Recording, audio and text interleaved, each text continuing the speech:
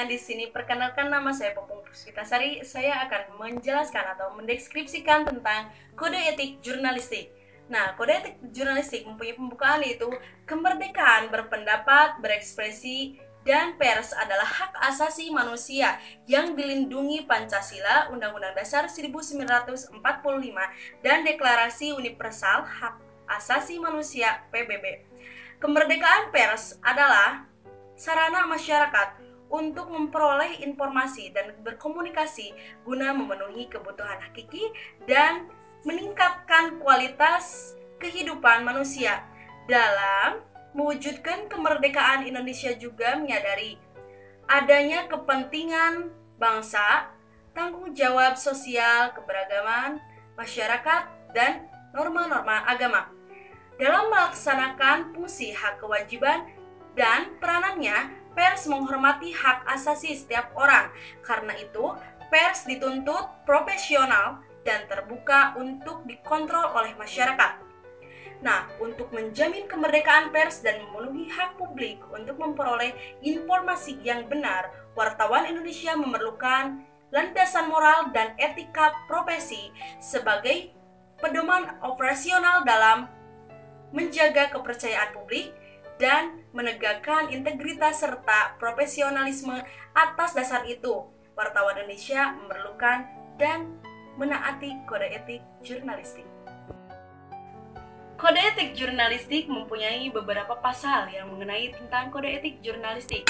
Pasal pertama, bahwa wartawan Indonesia bersikap independen, menghasilkan berita yang akurat, berimbang, dan tidak beretikat buruk. Pasal 2 menerangkan bahwa wartawan Indonesia menempuh cara-cara yang profesional dalam melaksanakan tugas jurnalistik. Pasal yang ketiga menerangkan bahwa wartawan Indonesia selalu menguji informasi, memberitakan secara berimbang, tidak mencampurkan fakta dan opini yang menghakimi, serta menerapkan asas praduga tak bersalah. Pasal 4 menerangkan bahwa wartawan Indonesia tidak membuat berita bohong, fitnah, sadis, dan cabul. Pasal 5 menerangkan bahwa wartawan Indonesia tidak menyebutkan dan menyiarkan identitas korban kejahatan susila dan tidak menyebutkan identitas anak yang menjadi pelaku kejahatan. Pasal 6 menerangkan bahwasanya wartawan Indonesia tidak menyalahgunakan profesinya dan tidak menerima suap. Pasal 7, wartawan Indonesia memiliki hak tolak untuk melindungi narasumber yang tidak bersedia diketahui identitas maupun keberadaannya, menghargai ketentuan embargo informasi latar belakang dan off the record sesuai dengan kesepakatan.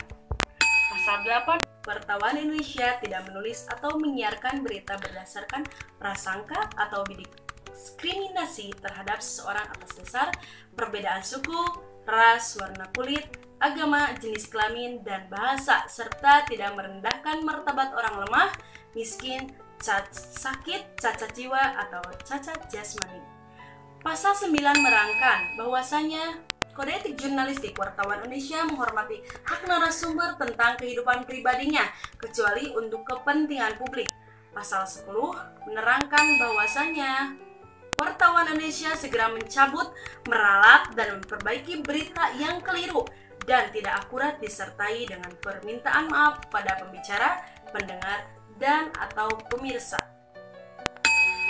Pasal 11, wartawan Indonesia melayani hak jawab dan hak koreksi secara profesional. Penilaian akhir atas pelanggaran kode etik jurnalistik dilakukan Dewan Pers. Sanksi atas pelanggaran kode etik jurnalistik dilakukan oleh organisasi wartawan dan atau perusahaan pers. Nah, itulah salah satu yang saya dapat paparkan tentang mengenai kode etik jurnalistik, bahwasanya tidak sembarang untuk menjadi seorang wartawan yang muda, tapi kita juga harus mengikuti aturan tentang kode etik jurnalistik dalam dunia kejurnalistikan. Sekian, terima kasih.